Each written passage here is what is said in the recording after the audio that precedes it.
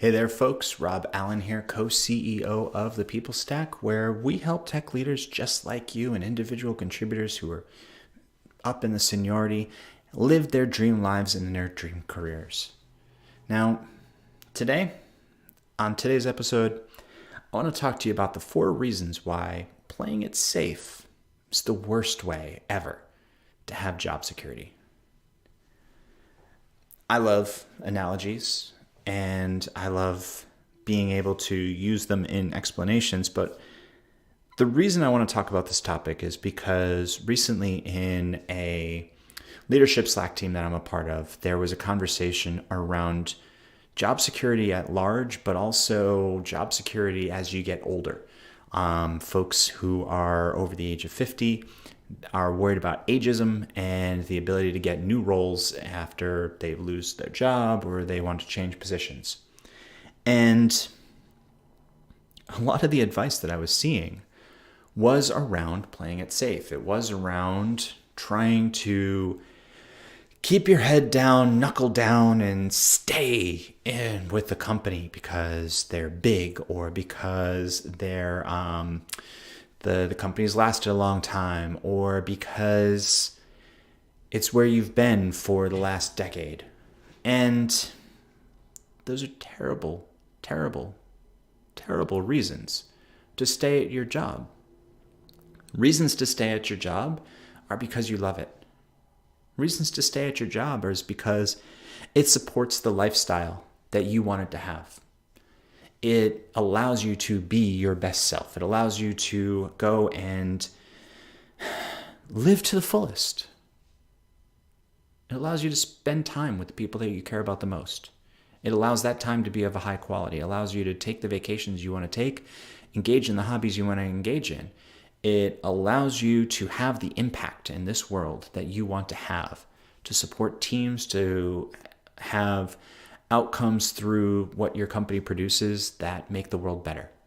Those are reasons to stay at a job.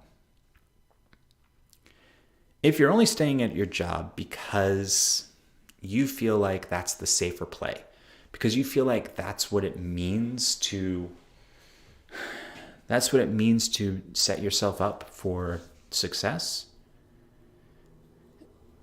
that's a terrible thing.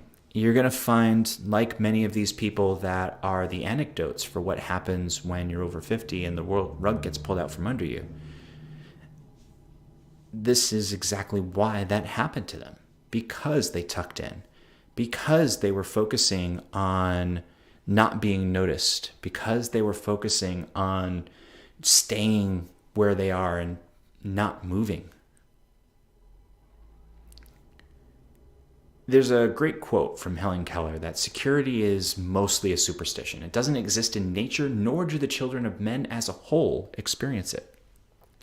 Avoiding danger is no safer in the long run than outright exposure. That's not just true for being out on the savannah. That's true in life. It's true in your career. Nothing ventured, nothing gained. There are a million quotes you can throw at this, and there's a reason for that. But, as anybody who is really, really caring about you will tell you, the plural of anecdotes isn't data. So, here's what's real. Security is, in and of itself, an illusion. At one point in time, it was obvious that working at Polaroid was a safe bet. Working at Kodak was a safe bet. Working at Lehman Brothers was a safe bet. These companies have been around for decades, for generations. Of course they're safe.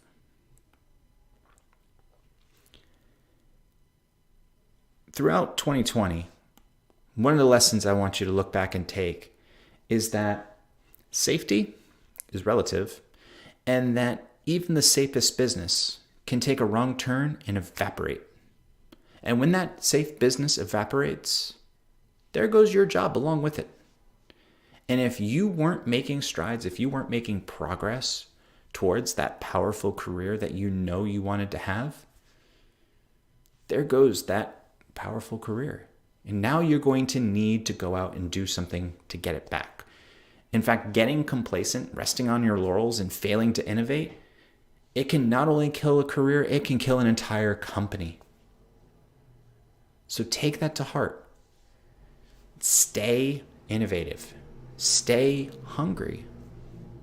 Stay trying.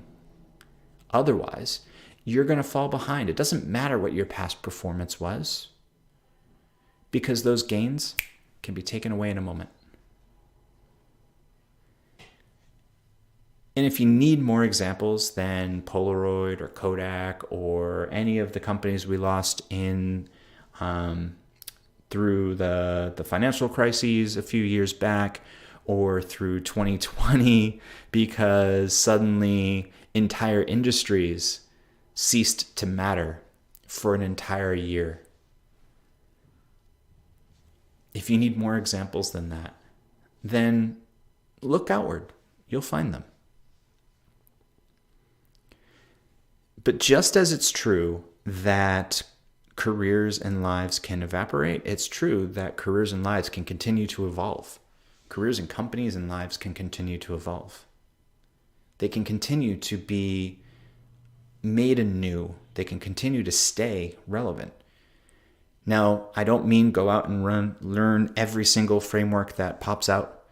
I don't mean change the language that you work with. I don't mean learning some new method or getting a new certification is going to be the right option for you. I mean, continue to look at yourself, continue to look at your life, continue to look at your world, and decide for yourself whether you're doing everything in your power to achieve new greatness.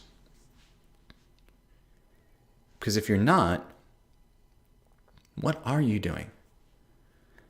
And if you're trying to play small, if you're trying to disappear, if you're trying to be invisible, realize that that's going to make you invisible in all the worst ways as well as the best. Second reason, while playing it safe is the worst way to have job security, is that playing it safe means settling for less than you're capable of.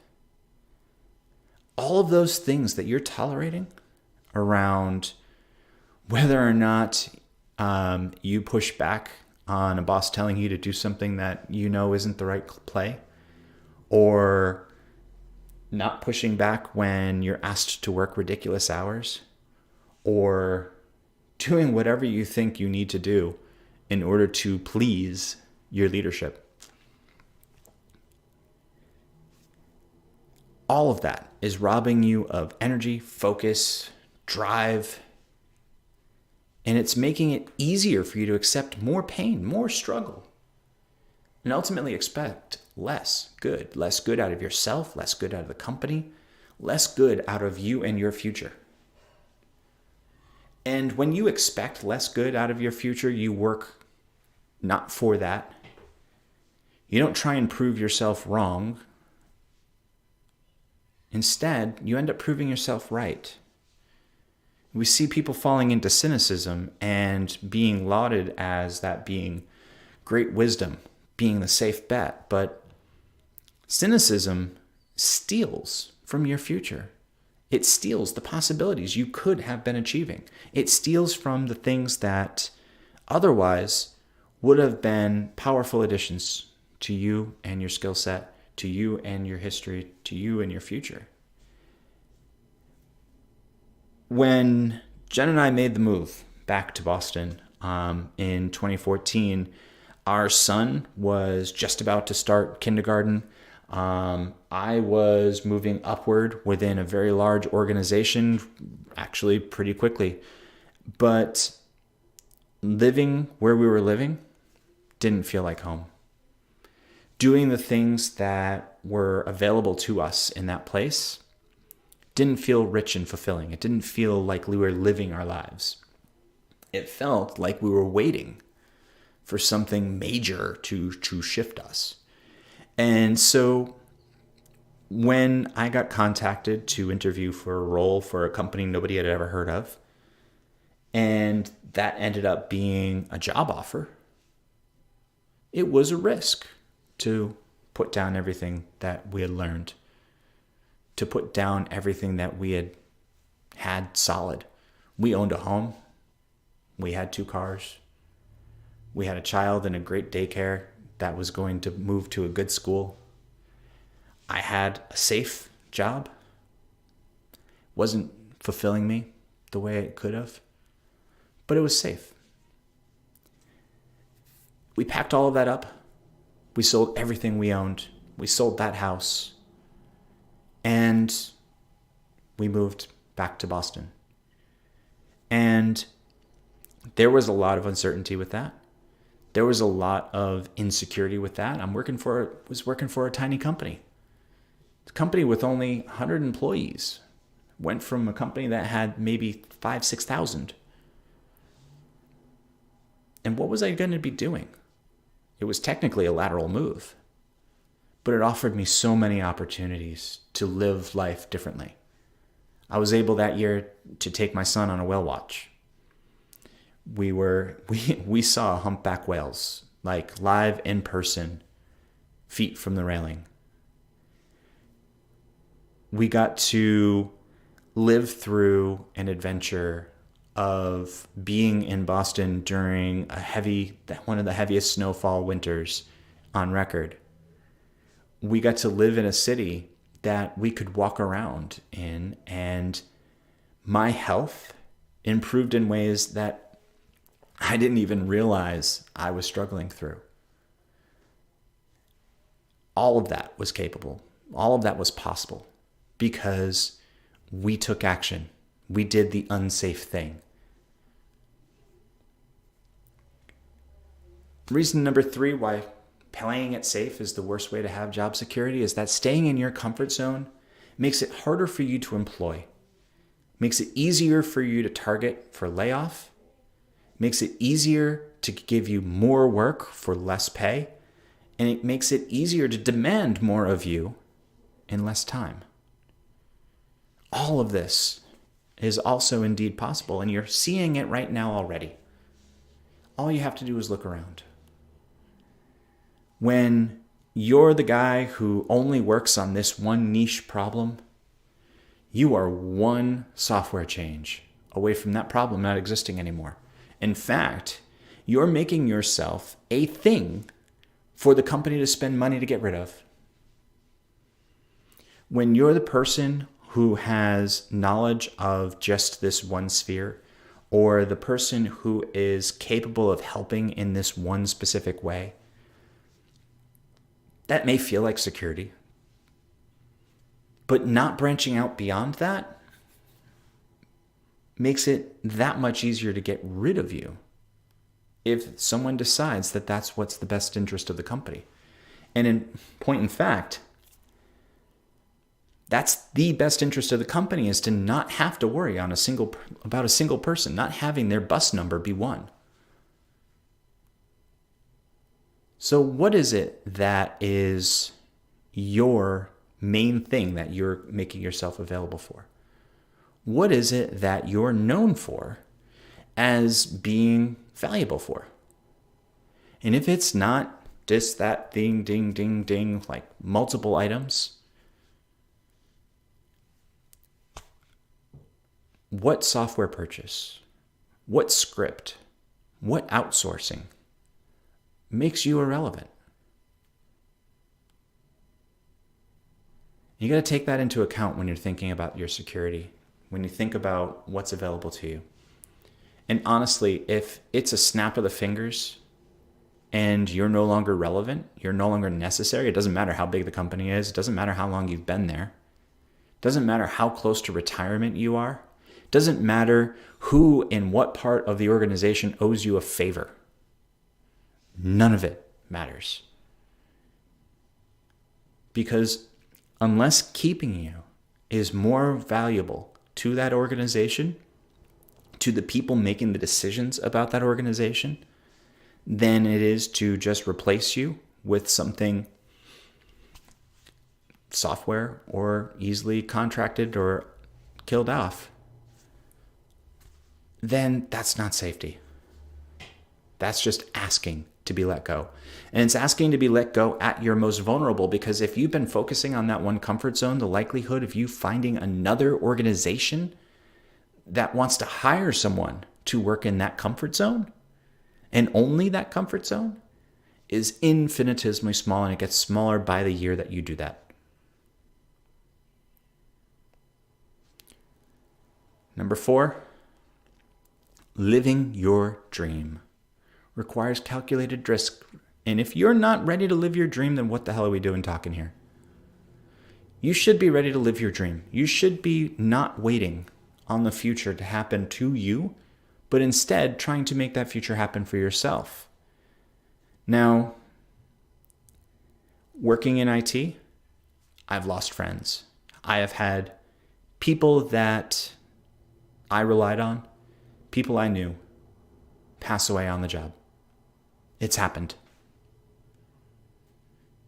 It's happened at least 3 times. And there's probably more that I'm not thinking of.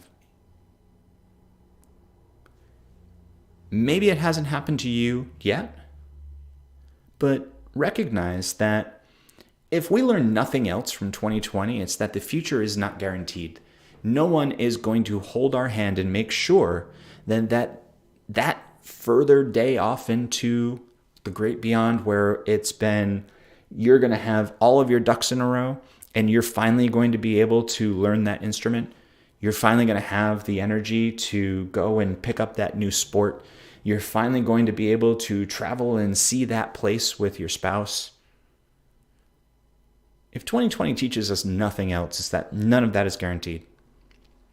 So why the hell are you putting off your dreams? Why the hell are you putting off the rest of your life for some unknown future time? As Jen likes to say, someday is not on the calendar. You can check. You can flip through the pages. April, May, June, September, whatever. There's no someday there. So why wait to live the best part of your life based on some hope, some dream, or some promise that may never come true? Instead, make it come true right now. Make it come true as soon as possible. None of us are guaranteed tomorrow. And when you take that calculated risk, you take the risk knowing that whatever decision you make, whatever path you go down, you're going to gather data, and then there's going to be another decision after that. And then another decision after that, and another decision after that, and another decision after that. Because you're going to keep in motion. You're going to keep moving. No one goes out and takes a job and says, oh, that didn't work. Guess I don't work anymore. No, you just make a new choice. Try again. Get back up. Grab the bat. Stand at the plate. Look for the next pitch to swing at. It's the only way to move forward in the game. It's the only way to move forward in your life. And it's the only way to move forward in your career. Because movement creates the opportunities that you're going to need in order to enjoy your life. And if you're not going to enjoy your life, then what the hell are you doing? Now, I've thrown a lot at you this time. And understanding that you need to take action is one thing. Taking that action is a whole nother ballgame. And when you find that you want to take action, but you're worried about making sure it's the right action, that's when it's time to reach out for expert help and expert support. And that's where I'm going to invite you now to go to thepeoplestack.com/talk and book a call with my friends, with my people, with my career strategists who are here to help you. They're here to help you bring your career to that next step, to bring your life to that next step, because playing it safe isn't going to be good enough. Because you don't want to leave to chance that somehow every choice that you've made up until this point is going to work out perfectly forever and ever and ever. So book that call, thepeoplestock.com/talk. And when you get on that conversation, they're going to talk about your career right now, what's working for you and what's not. And then they're going to talk to you about where you want to go. And if we can help you get there, we're going to tell you and show you how. And if we can't, we're going to point you in the direction of something that'll serve you better. So you've got absolutely nothing to lose and everything to gain from that conversation. So book that call now. Talk to you then.